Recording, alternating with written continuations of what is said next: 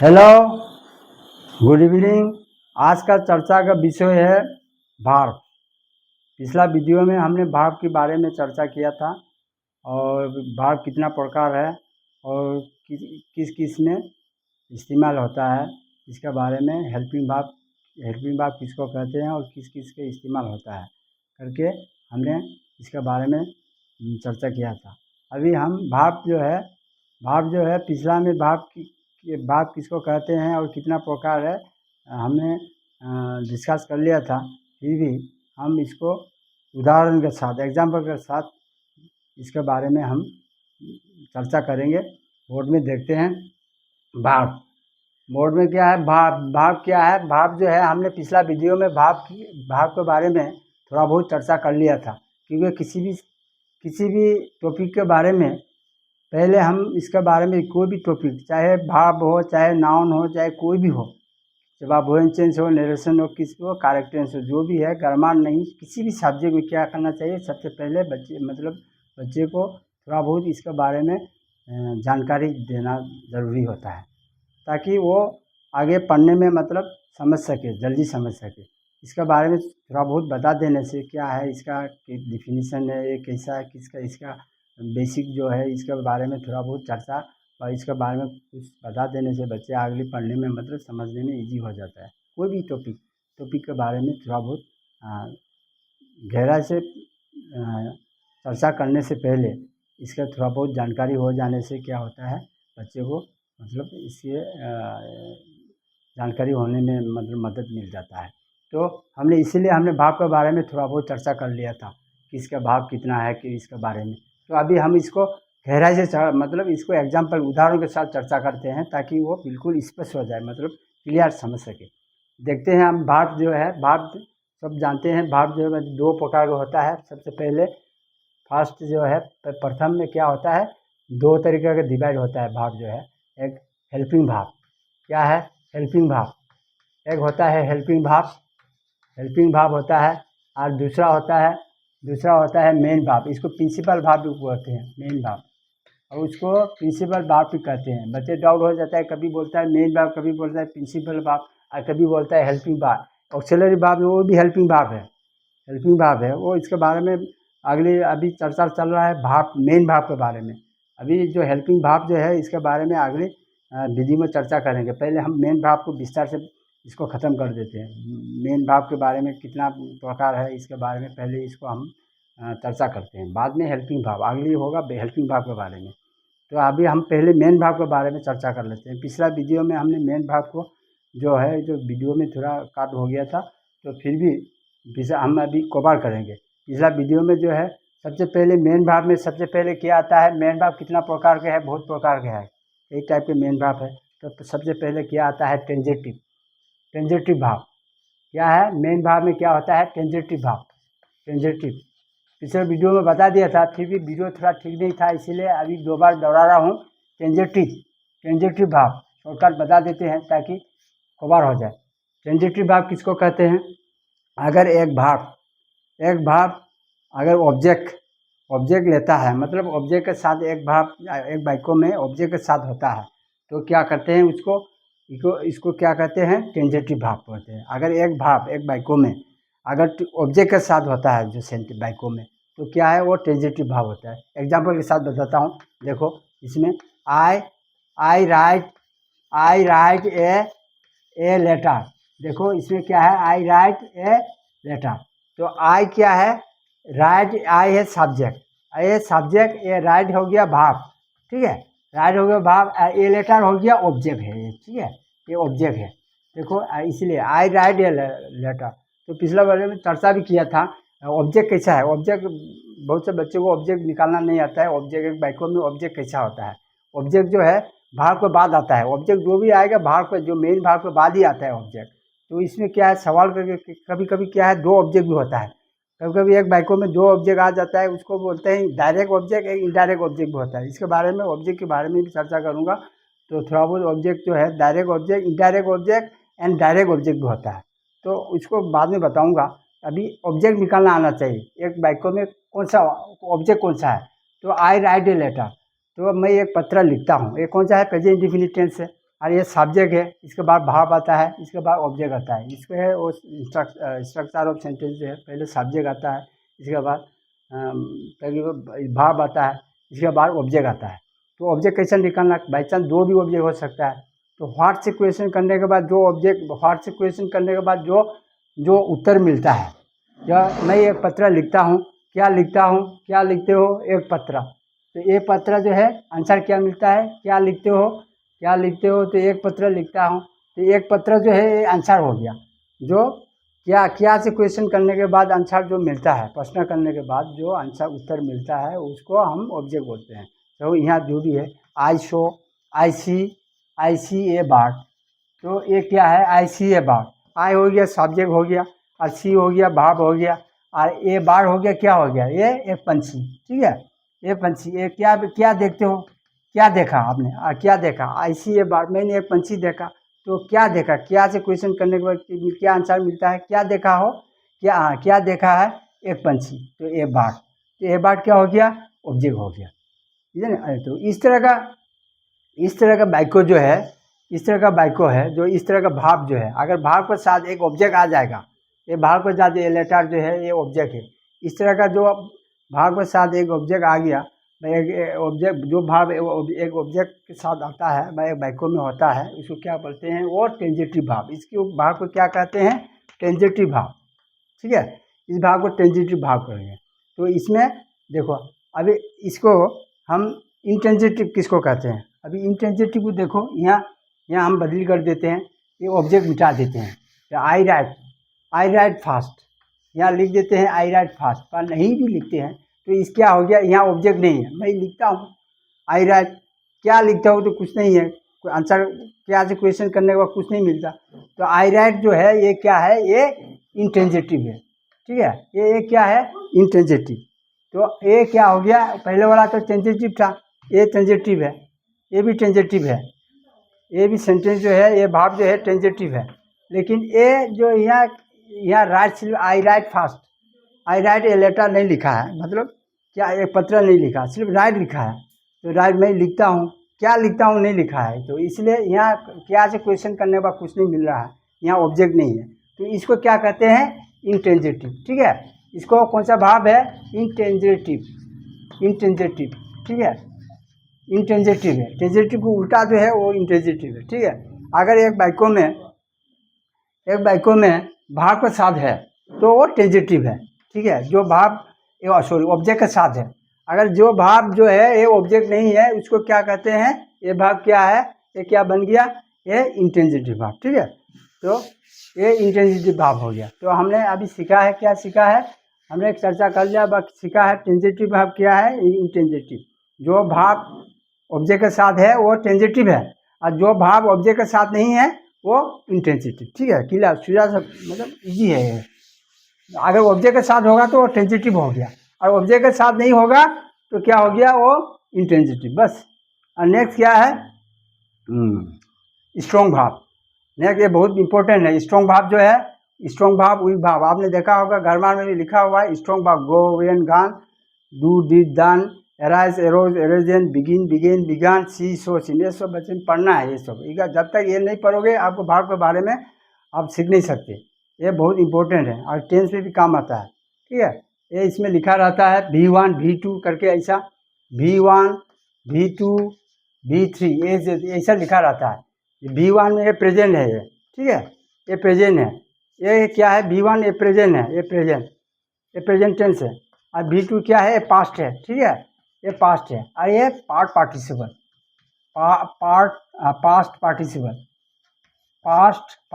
ठीक है, ये पार्टिसिपल, ये पार्ट पार्टिसिपल है। ठीक है, ये भी लिखा रहता है ग्रामर में, आपने पढ़ना है आपने।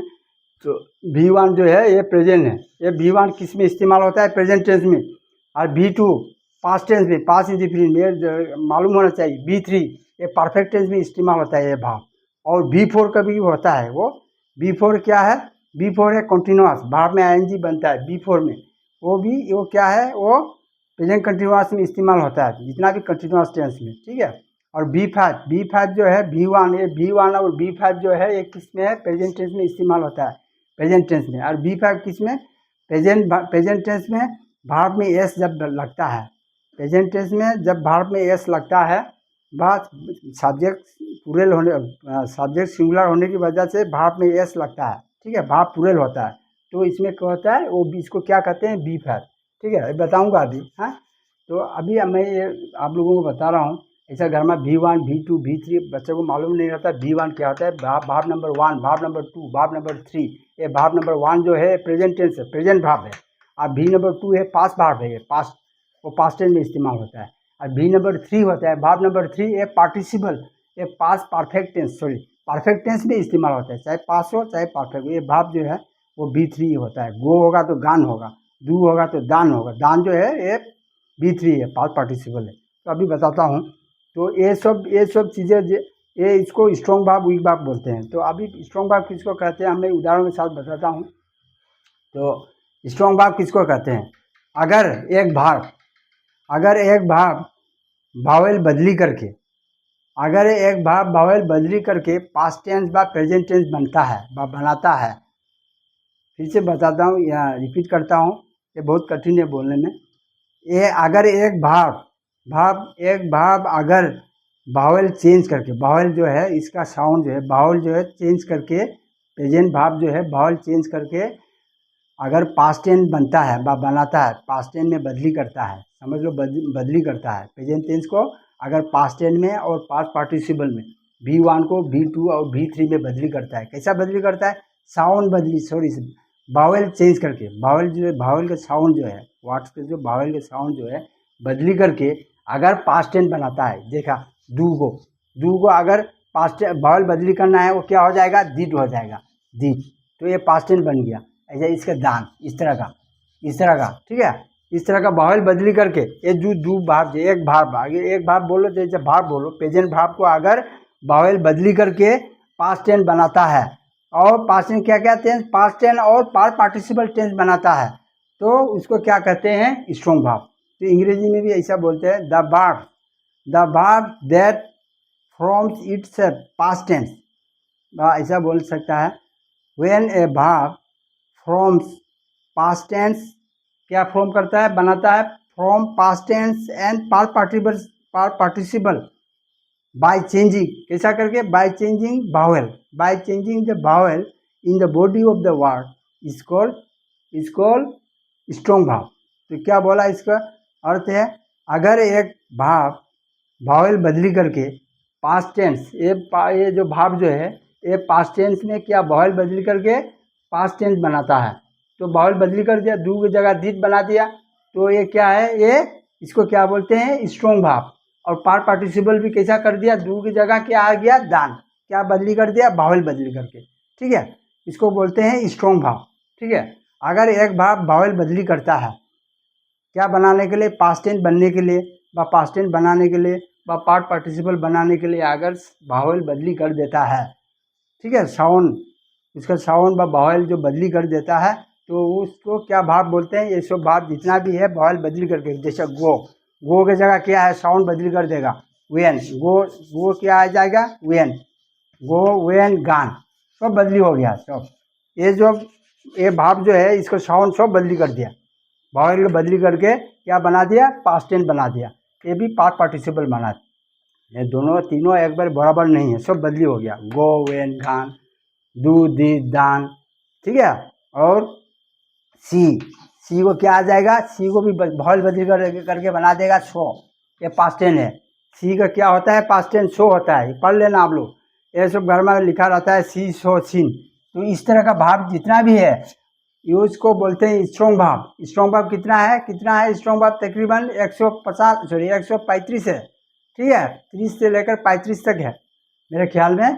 स्ट्रॉन्ग भाव कितना है, 30 से लेकर के 35 तक है स्ट्रॉन्ग भाव, इस तरह का, गो एन गान, do did done, arise arisen, begin began, begun, see saw seen, break broke broken, ठीक है, हाँ, see saw seen, ride rode ridden, ठीक है, buy bring brought bought, buy bought, इस तरह का, स्विम स्वयं इस तरह का है, 135 है, ये सब याद करना पड़ता है।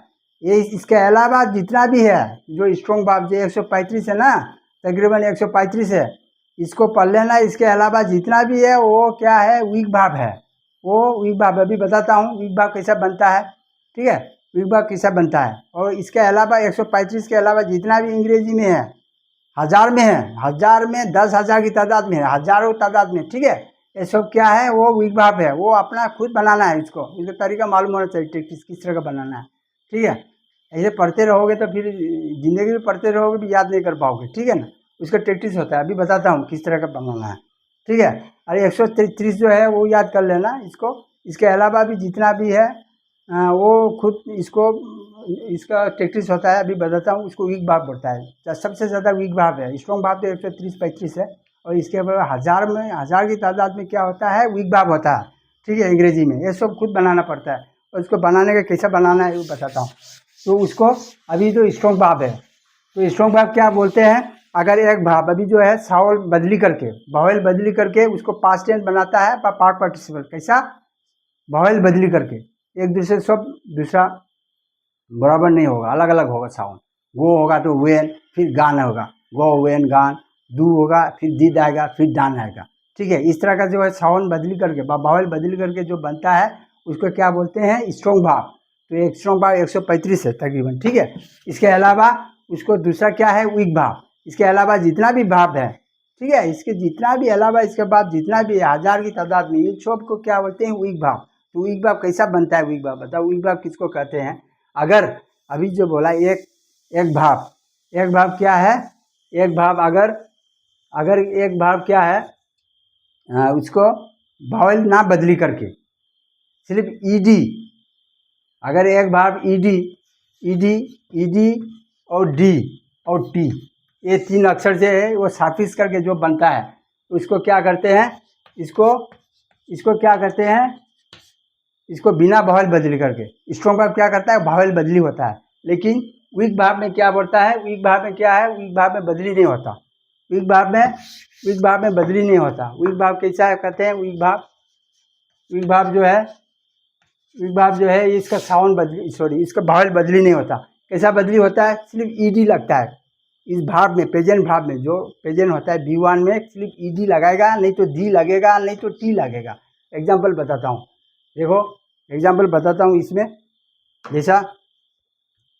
जैसे B1, ठीक है, B1, B2, B3 है, ठीक है। इस तरह का देखो, गो नहीं, प्ले, देखो प्ले, देखो प्ले में क्या होगा, पास्ट टेंस बनाने के लिए अभी क्या बोला था, अगर एक भाव अगर बावल ना बदली करके सिर्फ ईडी और डी साफिस करके अगर पास्ट टेंस बनाता है, B2 बनाता है। B2 माने B2 क्या है, पास्ट टेंस है। पहले बताया था ये पास्ट है, ये क्या है, B2 पास्ट है, ये पास्ट है, ये प्रेजेंट है, ठीक है, ये प्रेजेंट है। B1 मतलब प्रेजेंट है। ये प्ले जो है प्रेजेंट इंडेफिनिट टेंस में इस्तेमाल होता है। प्ले का मतलब भाव नंबर 1 जो है प्रेजेंट भी होता है। प्ले और पास्ट टेंस बनाने के लिए प्ले को क्या करेंगे हम, प्ले वाई है तो क्या लगाना हमने, प्लेट।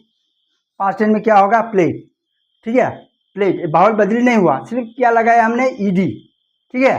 पास्ट टेंस बनाने के लिए हमने क्या किया, बिना बावल बदली करके इसलिए हमने ईडी लगाया। और इसमें भी पास्ट पार्टिसिपल में भी, पास्ट टेंस में भी ईडी लगा करके, और पास्ट पार्टिसिपल B3 क्या होता है, पास्ट पार्टिसिपल, ठीक है। ये हो गया पास्ट पार्टिसिपल है, ठीक है। पार्टिसिपल जगह नहीं आ रहा है, तो पार्टिसिपल है B3 जो है, इसमें भी प्लेट आएगा, ठीक है, इसमें भी प्लेट आएगा। तो ईडी लगा करके क्या बनता है, ईडी बनाकर ईडी ज्वाइन करके क्या बन गया, पास्ट टेंस, पास्ट पार्टिसिपल। ये भी ईडी ज्वाइन करके पास्ट पार्टिसिपल बना दिया, सेम रहता है तकरीबन। इस तरह का जो वीक भाव होता है, इसमें क्या है, वो इसको क्या बोलते हैं, रेगुलर भाव भी बोलते हैं। रेगुलर मतलब दोनों भाव, कम से कम दो भाव, तीनों भाव में से दो भाव अगर बराबर होगा, पास्ट टेंस भी सेम प्लेट होता है और B3 में भी प्लेट होता है, दोनों भाव बराबर होगा, कम से कम दो भाव बराबर होगा, तो इसको कहते हैं रेगुलर भाव। अगर जो स्ट्रॉन्ग भाव जो था वो अलग, गो वेन गान, इस तरह का वो भाव बदली करके तीनों एक बराबर नहीं है, अलग अलग है, इसको बोलते हैं इरेगुलर भाव। मतलब बड़ा एक दूसरे से मतलब अलग अलग है, इरेगुलर होता है। और ये रेगुलर है, देखो दो भाव, इसको रेगुलर भाव भी बोलते हैं। स्ट्रॉन्ग भाव, वीक भाव को भी रेगुलर इरेगुलर इसलिए बोलते हैं। वीक भाव को इरेगुलर भाव बोलते हैं, स्ट्रॉन्ग भाव को इरेगुलर, और वीक भाव को रेगुलर। क्यों? ये दो भाव जो रेगुलर है, ये दोनों बराबर है, तो इस तरह का। तो वीक भाव कैसा बनता है? इसमें वॉवेल बदली नहीं होता, सिर्फ क्या बनता है, लास्ट में ईडी ज्वाइन होता है, ईडी शार्पिश करके, प्ले प्लेट प्लेट, ठीक है, इस तरह का, इस तरह का बनता है। दूसरा देखो, रिक्वायर, REQURE, रिक्वायर। देखो इसमें रिक्वायर में देखो ए भी प्रेजेंट है, ठीक है, ये प्रेजेंट भाव है। अगर इसमें सिर्फ क्या है, ई तो ऑलरेडी है, तो हमने पास्ट टेंस बनाने के लिए क्या करना है, इसमें ऑलरेडी है, सिर्फ यहाँ क्या है, इसमें QUIR, ई तो है ही है ऑलरेडी इसमें रिक्वायर में, तो हमने क्या जुड़ देना है, डी लगा देना है, तो क्या हो गया, पास्ट टेंस बन गया ये।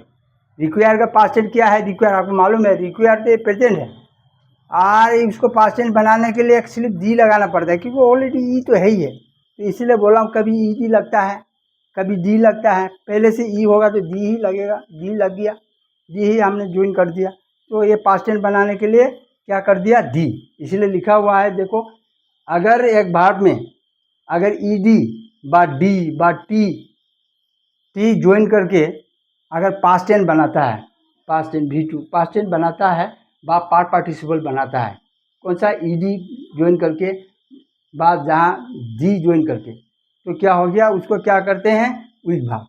और पहले वाला है वॉवेल बदली करके पास्ट टेंस बनाता है, पार्ट पार्टिसिपल बनाता है वॉवेल बदली करके, और यहाँ वो वॉवेल बदली नहीं करना है, सिर्फ ईडी और डी बा टी लगा करके अगर वो पास्ट टेंस बा पार्ट पार्टिसिपल बनाता है, तो क्या बोलते हैं उसको, वीक भाव, इसको क्या कहते हैं, वीक भाव, ठीक है। तो इसमें भी रिक्वायर, इसमें भी सेम रिक्वायर आएगा, ठीक है। वीक भाव में क्या होता है, इसका कैरेक्टरिस्टिक्स क्या है, दोनों भाव बराबर होगा जब भी कोई भी बनाता है। सपोज स्टार्ट, START स्टार्ट, ठीक है, स्टार्ट आरंभ करना, तो इसमें क्या आएगा, ईडी लग जाएगा, स्टार्टेड, पास्ट टेंस में क्या होगा, स्टार्टेड, ईडी लग जाएगा, स्टार्ट स्टार्टेड, ठीक है, नहीं है, स्टार्टेड, ईडी लग जाएगा इसमें, इस तरह का ईडी भी लगता है, कभी डी लगता है, ठीक है। सपोज इसमें देखो, अरेंज अरेंज है ना, ई लग गया, ई तो है ही ऑलरेडी, इसमें क्या आएगा, अरेंज में कैसा आएगा, अभी पास्ट टेंस बनाने के लिए ARRANG लग जाएगा, ई तो है ही है, सिर्फ डी लग जाएगा, इसलिए बोला हूँ कभी डी लगना, कभी वो पहले वाला में ईडी लग गया, प्ले में ईडी लग गया, तो पहले ई तो है ही है, इसीलिए कभी डी लगता है, डी की जरूरत है, अभी डी लग गया, तो अरेंज से ये प्रेजेंट है, V1 है, ये V2 है, ठीक है, और ये V3 है, V3 में भी अरेंज बोला ना, वीक भाव होगा, तो इस तरह का जो ईडी बा डी बा टी बनाता है ना, वो ऐसा है, वो वीक भाव है, तो वो क्या होगा, दोनों भाव पास्ट और पार्ट पार्टिसिपल सेम होगा, ये भी याद रखना, अलग अलग नहीं होगा, ये दोनों तो बराबर होगा, वो समझ लेना, वो वीक भाव है। तो अरेंज में ऑलरेडी ई है, तो डी लग गया, तो इसमें सिर्फ डी ही लगेगा, तो इसमें भी ये V3 में भी क्या आएगा, अरेंज, ठीक है, ARRANGED, ठीक है, ई तो यही है ऑलरेडी, इस तरह का, जहाँ ई है तो डी लग गया, जहाँ ई नहीं है तो ईडी लग गया, इस तरह का क्या है, इसे वीक भाव है, ठीक है।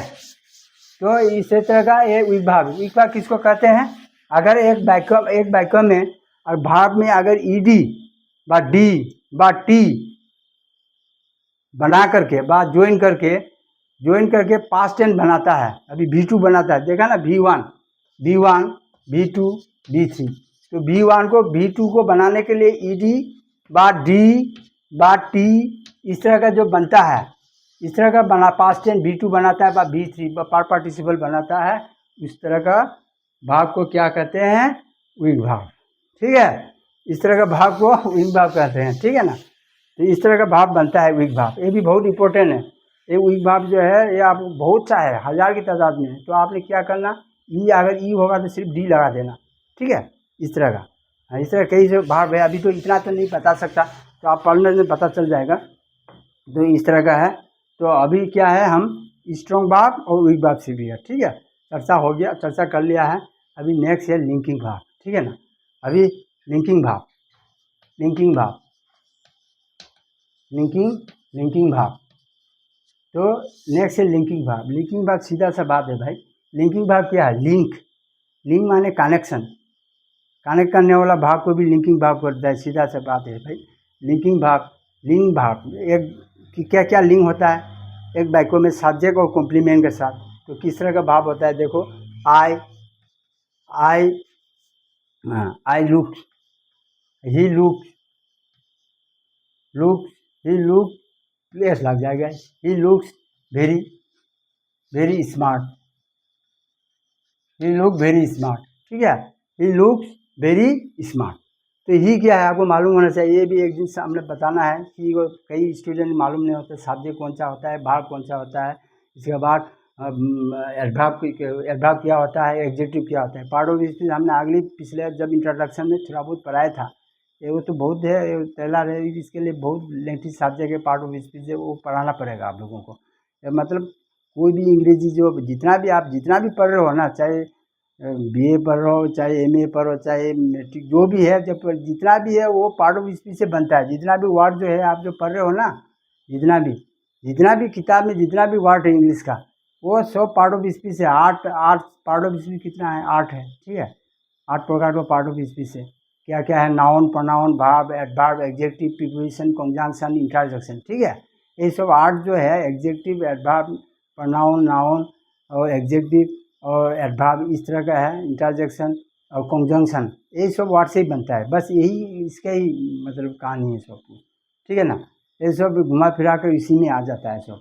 अगर आप सब मालूम होना चाहिए, कोई भी आप पढ़ रहे हो अंग्रेजी, जो भी पढ़ रहे हो, चाहे कोई भी अंग्रेजी पढ़ रहे हो, ठीक है। अंग्रेजी एक ही सेंटेंस होता है, एक सेंटेंस है, इसको ही हम लोग सीख रहे हैं कई साल से, ठीक है ना।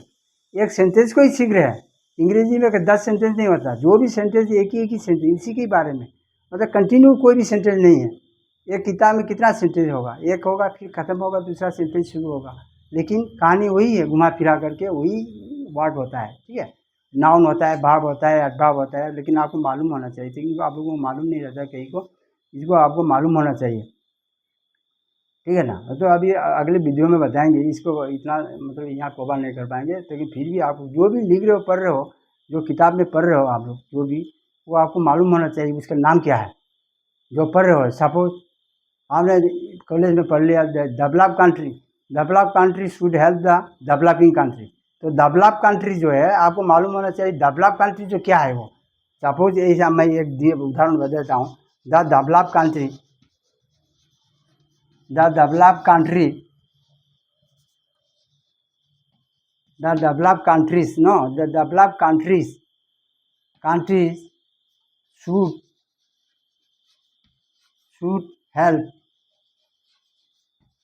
help the developing country, ठीक है। आप पॉलिटिकल साइंस में पढ़ो चाहे कहीं भी, developing countries, no, developing countries एक स्टूडेंट के लिए है। तो डेवलप कंट्री, डेवलप ये क्या है, ये आपको मालूम होना चाहिए, चाहे ये भी चाहे कोई भी। ये तो देखो, ये प्रोनाउन है, ये वर्ब है, ये एडवर्ब है, ये एडजेक्टिव है। तो आपको मालूम, शॉर्ट आउट मालूम होना चाहिए, पार्ट ऑफ स्पीच मालूम होना चाहिए। ये क्या है? ये आर्टिकल है। द क्या है? ये आर्टिकल है, ठीक है। और ये डेवलप क्या है? ये डेवलप अभी जो अभी आएगा, अभी जो आप पढ़ रहे हैं ना भारत के चैप्टर में, अभी जो लास्ट में आएगा पार्टिसिपल करके, ये क्या है? ये जो डेवलप जो है, ये क्या है इसका? ये एक्चुअली क्या है? ये वर्ब है, एडजेक्टिव है, क्या है? ये नाउन है, क्या है? आपको मालूम होना चाहिए। ये डेवलप जो है ये पार्टिसिपल है, पास्ट पार्टिसिपल क्या है? ये एडजेक्टिव है, पास्ट पार्टिसिपल है, ये पास्ट पार्टिसिपल, ठीक है, पार्टिसिपल है ये, पास्ट पार्टिसिपल एडजेक्टिव है। एडजेक्टिव 10 प्रकार का है, लेकिन ये कवर नहीं होता, कई स्कूल में नहीं हो। पार्टिसिपल एडजेक्टिव होता है, ठीक है। एक होता है पार्टिसिपल। एडजेक्टिव में भी ये नहीं कि आपको एडजेक्टिव बोल दिया, आपको मालूम होना चाहिए कि किस टाइप का एडजेक्टिव है, वो किस प्रकार के एडजेक्टिव है, ठीक है। चलिए एडजेक्टिव तो बोल देते हैं इसमें, लेकिन वो वर्ड जो है कौन सा प्रकार के एडजेक्टिव है। ये डेवलप जो है देखो, ये पार्टिसिपल एडजेक्टिव है। एडजेक्टिव तो है, तो एडजेक्टिव कैसा बनता है आपको मालूम चाहिए। एडजेक्टिव बनता कैसा है? पार्टिसिपल है, इसको पार्टिसिपल एडजेक्टिव बोलते हैं, ठीक है। ये एडजेक्टिव है। क्यों? ये देखो कंट्रीज क्या है, आपको मालूम है, आप सबको मालूम है, कंट्रीज जो है नाउन है, ये देश का नाम है, ठीक है। तो ये नाम होगा तो ये कंट्री से नाउन हो गया। और ये क्या हो गया? कंट्री होगा तो ये सामने वाला बैठने वाला वार्ड को क्या हो गया? ये क्या हो गया? ये एडजेक्टिव है, ठीक है। तो एग्जेक्टिव होना चाहिए। तो कौन सा एग्जेक्टिव है, देखो ये एग्जेक्टिव है, ये पार्टिसिपल एग्जेक्टिव है, ठीक है। ये कौन सा एग्जेक्टिव है, पार्टिसिपल, पास्ट पार्टिसिपल एग्जेक्टिव, ठीक है। ये एग्जेक्टिव तो है लेकिन पार्टिसिपल एग्जेक्टिव है। तो पार्टिसिपल एग्जेक्टिव कैसा बनता है अभी हम अभी अगली वीडियो में बताएंगे, क्योंकि इस भाग को चैप्टर के अंदर है, ठीक है। ये भाव से बनना है, ठीक है। ये पार्टिसिपल जो है भाव से बनता है। ये भाव में ईडी और पार्टिसिपल कैसा बनता है, एग्जेक्टिव कैसा बनता है, भाव से कभी कभी एग्जेक्टिव कैसा बनता है, भाव में ईडी, अभी बता रहा हूँ, भाव में ईडी बा डी बा en लगा करके हम क्या बनाते हैं, एग्जेक्टिव बनाते हैं। किसमें, पार्टिसिपल, ठीक है, इसको कहते हैं पार्टिसिपल। अगर भाव में ईडी और डी, ठीक है, और डी और टी ऐसे ही में अगर वो बनता है, वो भी क्या होता है, वो एग्जेक्टिव बनाता है। इस तरह का भाव में हम लोग ईडी ज्वाइन करके, क्या ज्वाइन करके, ईडी और डी और टी ज्वाइन करके हम क्या बनते हैं, एग्जेक्टिव बनाते हैं। इसको बोलते हैं पार्टिसिपल एग्जेक्टिव, ठीक है। तो अभी आएगा लास्ट में नॉन फाइनाइट भाग के अंदर आता है पार्टिसिपल जो है। नॉन फाइनाइट कितना प्रकार के, अभी नॉन फाइनाइट जो है वो 3 प्रकार है। एक तो इन्फिनिटिव, जीरन और पार्टिसिपल करके, ठीक है। अभी चैप्टर में आएगा ये भी। तो मैं एक उदाहरण की तो भी बता रहा हूँ। अभी देखो ये दबलाप जो है क्या है, ये क्या है, एग्जेक्टिव है, ठीक है। ये एग्जेक्टिव है, पार्टिसिपल एग्जेक्टिव, ठीक है, एग्जेक्टिव है। और ये क्या हो गया, शूट जो है हेल्पिंग भाव है, ऐसे है, ये शूट हेल्प, ठीक है। शूट ये कौन सा है, मॉडल भाव है, ठीक है। तो मॉडल भाव है शूट, ठीक है। और हेल्प क्या है, ये भाव है, ये भाव है। और ये हेल्पिंग भाव है, मॉडल भाव है। और दा क्या है, दा आर्टिकल है। फिर डेवलपिंग, डेवलपिंग क्या है, अभी ये देखो ये प्रेजेंट पार्टिसिपल है, ठीक है। ये भी क्या है, एग्जेक्टिव है। क्यों, इधर कंट्री आ रहा है, इधर कंट्री आ रहा है, तो ये क्या हो गया, ये क्या कहेंगे इसको, क्योंकि ये कंट्री है, नाउन है, नाउन होगा तो ये क्या होगा, ये नाउन, इसको एग्जेक्टिव फॉर्म में रखना पड़ेगा। इसमें दबलाप, अगर आपने दबलाप लिख दिया गलती हो जाएगा, ठीक है। अभी कई पढ़ते रहते हैं ऐसे इस तरह का, जब आप किताब में तो सही लिखा है उसने, किताब लिखने वाला तो सब सही लिखता है, लेकिन आपको मालूम होना चाहिए। आपको तो मालूम नहीं है क्या लिख देगा, आप इसने दबलाप कंट्री लिख देगा, ठीक है। तो आप दबलाप कंट्री लिख दोगे तो गलत हो जाएगा, क्योंकि इसको आप दबलाप भाव में नहीं रख सकता। इसमें क्या है, एग्जेक्टिव में रखना पड़ेगा, ठीक है। तो कौन सा है, ये डेवलपिंग कंट्री। तो डेवलपिंग कंट्री जो क्या है, ये एग्जेक्टिव है, क्यों यहाँ नाउन आ रहा है, इसीलिए इसको एग्जेक्टिव में रखना पड़ रहा है, ठीक है ना। इसीलिए डेवलपिंग लिखा हुआ है। इसीलिए जो develop country should help the developing country, ठीक है। तो डेवलपिंग जो है ये भी एग्जेक्टिव है और कंट्री नाउन है, ठीक है। तो नाउन आएगा तो ये एग्जेक्टिव होगा, ठीक है ना। तो आपको मालूम होना चाहिए। तो ये डेवलप जो है ये भी एग्जेक्टिव है। और दा जो है किसके लिए बैठा हुआ है, द कंट्री के लिए। आप मत समझना कि ये डेवलप जो हम लोग अंग्रेजी ऐसा है जो इसके अनुसार बैठता है, लेकिन द आर्टिकल जो है किसके लिए बैठता है, जैसे beautiful, he is a, she is a beautiful का, जो ब्यूटीफुल जो है वो ए ब्यूटीफुल जो है, ए जो है गार्ड के लिए बैठा हुआ है, ना कि ब्यूटीफुल के लिए, ठीक है। ब्यूटीफुल तो एग्जेक्टिव है। तो आर्टिकल किसके लिए होता है, नाउन के लिए बैठता है। नाउन के सामने वाला बैठने वालों को भी आर्टिकल बोलता है ना।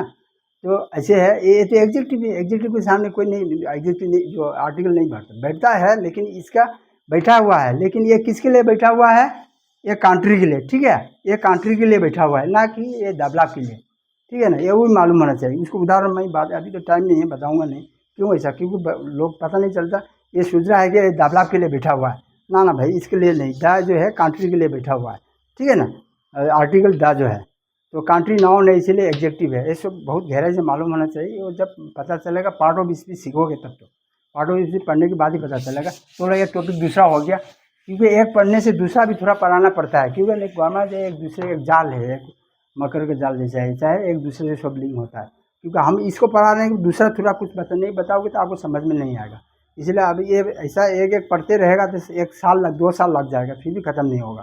तो इसीलिए एक पढ़ाने में दूसरा भी, मेरा मतलब है, मकसद है एक पढ़ाने में दूसरा भी पढ़ाना, नहीं तो कवर नहीं कर पाएंगे हम, ठीक है।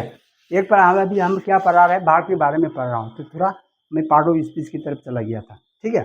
तो अभी क्या है, अभी आ जाओ फिर हम क्या है, लिंकिंग भाव। तो लिंकिंग भाव क्या है, तो लुक्स जो है क्या है, ये भाव है, ठीक है, ये भाव है। लिंकिंग भाव किसको कहते हैं अंग्रेजी में, द भाव does not express action, but the verb does not point out action, but join, but connect with subject and complement, but connect between the subject and complement, ठीक है। तो ये कॉम्प्लीमेंट है। ये क्या है? ये कॉम्प्लीमेंट है। ये वेरी स्मार्ट जो है कॉम्प्लीमेंट, ठीक है। और ये भाव, लुक हो गया भाव, और ही हो गया सब्जेक्ट, ठीक है। ये ही हो गया सब्जेक्ट। तो ये प्लस देखो, ये इसका कॉम्प्लीमेंट के साथ ये जुड़ रहा है। लुक क्या है? लुक ये लगता है वेरी स्मार्ट है। ही लुक वेरी स्मार्ट लगता है, कोई काम कर रहा है। जैसे लुक जो है कोई काम करके दिखा रहा है, तो एक्शन करके भाव जो दिखाता है वो एक्शन भाव होता है, ठीक है। काम कर, आई गो, गो में क्या है? हाथ पाँव हिलता है, ये क्या है? वो एक्शन करके है, ये फिजिकली इन्वॉल्व होता है। मैं इसलिए बार बार बोल रहा हूँ, जो भाव जो फिजिकली इन्वॉल्व होता है, जो शब्द है वो उसको एक्शन वर्ड होता है, वो एक्शन है। और ये तो क्या है? एक्शन नहीं है, सिर्फ लुक है, लगता है, ये स्मार्ट लगता है, ठीक है। स्मार्ट तरह देखता है। तो देखने में कोई लगता में कोई एक्शन होता है? कोई फिजिकल इन्वॉल्व नहीं होता है ना, कोई हाथ पैर तो नहीं हिल रहा है, ठीक है। तो इसीलिए वो जो ऐसा वाला भाव को क्या बोलते हैं? ये इसको बोलते हैं, मतलब ये इसको स्टेटिव भाव बोलते हैं, इसका नॉन स्टेटिव, ठीक है। सिर्फ एक्शन भाव नहीं, नॉन एक्शन भाव है, ठीक है। तो इसीलिए क्या बोलते हैं? नॉन एक्शन भाव। और कॉम्प्लीमेंट, इसको वेरी स्मार्ट, इसके बारे में कॉम्प्लीमेंट कर रहा है, हाँ, इसके बारे में वेरी कॉम्प्लीमेंट, किसके बारे में? सब्जेक्ट के बारे में, ठीक है। तो ये क्या बन गया? कॉम्प्लीमेंट बन गया। तो ये कॉम्प्लीमेंट जो है, ये कॉम्प्लीमेंट सब्जेक्ट के साथ ये जुड़ रहा है, ठीक है। जो भाव एक्शन नहीं करके बता रहा है, सिर्फ महसूस कर रहा है, ठीक है। तो इसलिए अंग्रेजी में द भाव does not point out any action, जो भाव एक्शन नहीं होता, ठीक है, पॉइंट आउट नहीं होता, एक्शन नहीं करके नहीं बताता, बट लेकिन वो कनेक्ट माने जुड़ना, connect with complement and subject, इस तरह का जो भाव जो होता है उसको लिंकिंग भाव, ठीक है। इसलिए उसको लिंकिंग भाव बोलते हैं। तो सब्जेक्ट का और कॉम्प्लीमेंट के साथ जुड़ने वाला भाव को क्या करते हैं? एक्शन भाव नहीं है, सिर्फ जुड़ने वाला भाव, ठीक है। और ऊपर से भी वो एक्शन नहीं करके बताना, सिर्फ सोचना है, बस समझना है, इस तरह का भाव जो है वो क्या है? वो लिंकिंग भाव, ठीक है। तो लिंकिंग भाव, अभी ये लिंकिंग भाव है। अभी नॉन फाइनाइट भाव, अभी समय बहुत वो है, तो नॉन फाइनाइट के बारे में अभी अगले वीडियो में बताएंगे, क्योंकि एक दिन में 2 वीडियो 3 वीडियो बना रहा है, इसमें बोलने में भी थोड़ा दिक्कत हो जाता है, क्योंकि एक आदमी कंटिन्यू 2 घंटा 3 घंटा बोलने से क्या है, थोड़ा बहुत गलती भी हो जाता है, तो इसको देख लेना। चलो गलती तो नहीं है, फिर भी वो क्या होता है, जब कंटिन्यू बोलने से क्या है, आदमी थोड़ा बहुत दिक्कत हो जाता है। तो मैं दूसरा एक रिक्वेस्ट करना चाहता हूँ, आप लोग मेरा वीडियो को कंटिन्यू देखना। अब मैंने सेंटेंस से शुरू किया था, आपने देखा होगा पहले तो इंट्रोडक्शन में पार्ट ऑफ स्पीच, और इसके बाद मैंने सेंटेंस, ये बहुत सेंटेंस बहुत इंपॉर्टेंट है, इसलिए मैंने स्टार्टिंग से सेंटेंस से शुरू कर किया था, क्योंकि सेंटेंस छोड़ दोगे तो सेंटेंस की बहुत इंपॉर्टेंट है। आपको सेंटेंस नहीं पता चलेगा, आप नरेशन कैसा करोगे, वो चीज़ का मैंने बताया भी था वीडियो में, कैसा कैसा सेंटेंस से मदद मिलता है। इसके बाद भाव है, हेल्पिंग भाव, अगर हेल्पिंग भाव पता चल जाएगा, प्रेजेंट टेंस में, प्रेजेंट डेफिनिट टेंस में कौन सा हेल्पिंग भाव बैठेगा, परफेक्ट टेंस में कौन सा हेल्पिंग भाव बैठेगा, इस तरह का भी हमने पिछला वीडियो में आपको बताया था, ठीक है। तो ऐसा आपने शुरू से लेकर देखना है, छोड़ना नहीं। अगर जिसको देखना नहीं है तो दूसरा बात है, अगर जिसको ग्रामर में परफेक्ट बनना है, अगर एक्सपर्ट बनना है, तो भाई आपको देखना पड़ेगा और शुरू से लेकर आखिर तक सीखना पड़ेगा। और अगर आपने बेसिक सीख लिया तो अभी कोई भी कहीं से भी, ऑल इंडिया कहीं से भी पूछने, मतलब एग्जाम में आ जाओ, कहीं किसी भी पूछ लो, आपको बहुत ईजी हो जाएगा, ठीक है। तो बेसिक आपको सीखना है सब चीज़। तो बाकी ज़्यादा नहीं कहते, मैं ख़त्म करता हूँ। और मेरा वीडियो जो है आप लोग सब्सक्राइब कर दीजिए, ताकि मेरा हौसला मिल जाए। आप लोग सब्सक्राइब नहीं करोगे, आप किसी कमेंट्स नहीं दोगे, तो मेरा को भी मतलब हौसला नहीं होता। तो इसीलिए मैं रिक्वेस्ट करता हूँ, आप लोग सब्सक्राइब कर दीजिए प्लीज़। जय हिंद।